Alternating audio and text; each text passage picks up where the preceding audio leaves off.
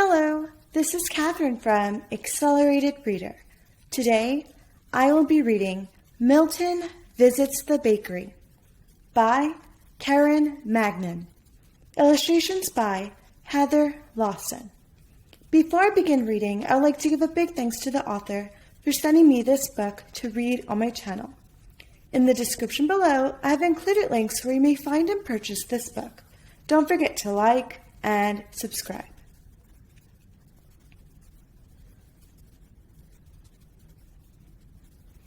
I would like to dedicate the second Milton story to my children, Renee, Kyle, and Brendan, and to my grandchildren, Abby, Julian, Jerome, and soon-to-be-born Cody. Milton was one heck of a character. He just showed up one day and attached himself to Kyle, and would not let go of him or our hearts.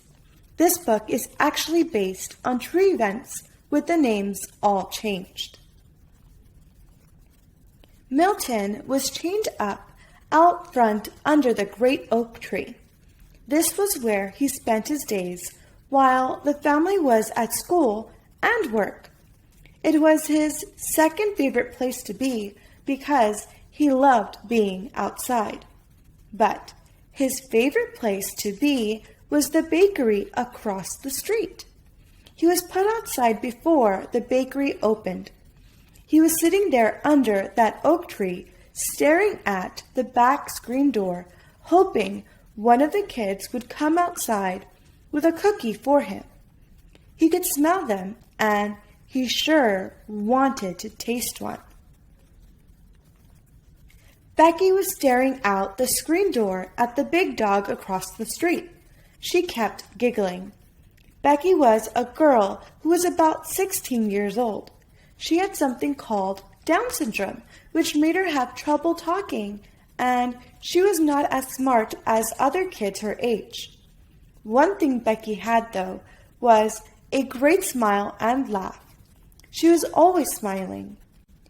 There was an older woman who came up to Becky and put her arm around her shoulders. She said, "You like that big dog, Becky?" Becky nodded and giggled some more. The older woman said, "Would you like to go pet the dog, Becky?" Becky shook her head and went back into the bakery, which was where she was working. The bakery also served breakfast and lunch, and people with special needs worked there to learn skills to help them to get a job in the future. Oh well, the lady thought, maybe next time. She was about to go back into the bakery herself when she saw Milton's owner, or Mom, come outside with fresh water for the dog. She decided it was time to say hello herself. The family had just moved into the home about 2 weeks ago. From what the lady could tell, there was a husband and wife, and their 3 children. She called hello to the woman as she walked across the street. The woman smiled and introduced herself as Kate. And then she introduced the big dog, whose name was Milton. Milton was very happy to have a visitor and was barking all excitedly. The other woman introduced herself as Susan. Susan said, "I hope you do not mind, but some of the workers at the bakery like to come and give the dog a cookie sometimes." Kate laughed. "I thought he put on a few pounds. That is all right. I am glad he has some company during the day." Miss Susan, as she was known by all the young people in the store, talked to Kate about the bakery and the clients that worked there. And she especially talked about Becky. She could see Becky looking out the screen door at her petting the dog. She was hoping to get Becky to come over to meet the dog, and she kept calling her over. Becky was afraid, but another boy named Joey was not. He saw Miss Susan with the dog and came running out the screen door. One of the other staff said he could give Milton a cookie, and he could not wait to do just that. He yelled from across the street as he started to run. Bob said, "I could give the big dog a cookie, Miss Susan." "Okay, Joey, he is a good dog, but just throw the cookie when you are close, just to be safe," Miss Susan replied. Joey got about 2 feet from Milton and threw the cookie, and Milton caught it mid-air, much to the delight of Joey and Becky too, who was laughing from across the street. Miss Susan kept calling to Becky to come over and pet the dog. She hoped she would. Becky loved animals. They talked for a bit, and Joey kept petting the big dog, who kept licking him. Becky watched from the safety of the screen door across the street.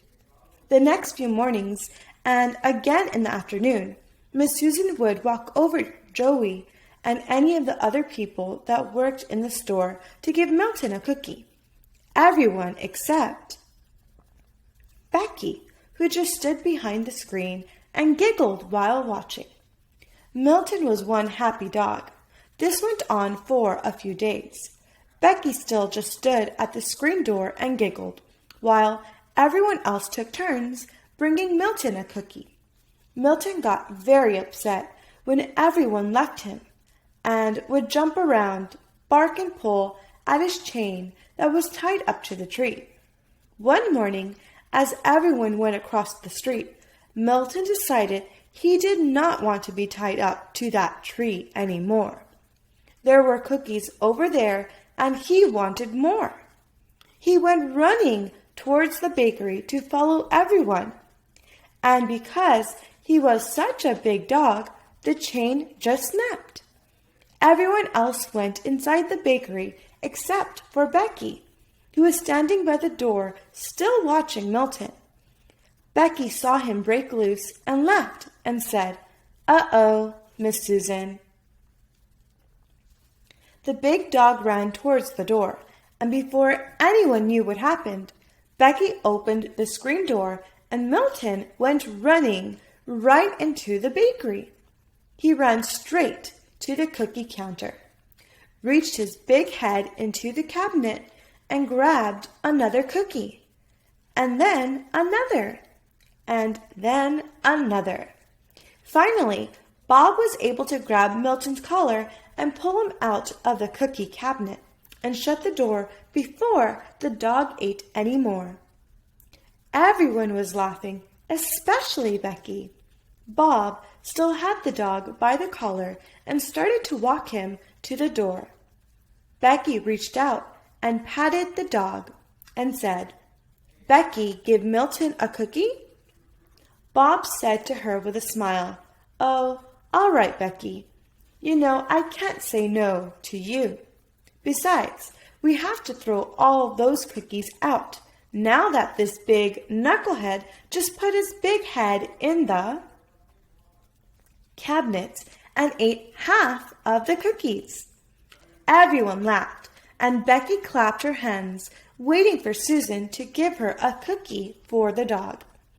Bob told Milton to sit, hoping he would do that and be gentle. Susan told Becky to throw it to Milton, but Becky walked right up to the huge dog and held the cookie out to him between her fingers. Oh, no, this could be bad, Susan thought.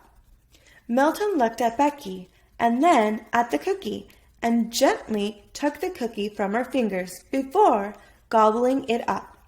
Whew, both Bob and Susan thought. Becky was giggling as she pet the dog's head while he licked all the crumbs off the floor. And then he looked at Becky and started to lick her hand. She bent over to hug the dog, and he started to lick her face. Becky said, "I love you too, Milton." Since then, Milton pretty much breaks his chain or gets out of his collar almost every day. He runs over to his favorite place, the bakery, and Becky is right at the screen door to open it for him. Bob learned to keep the cookie cabinet closed, to keep Milton out. They keep several cookies on a plate on a table to the side of the cookie counter.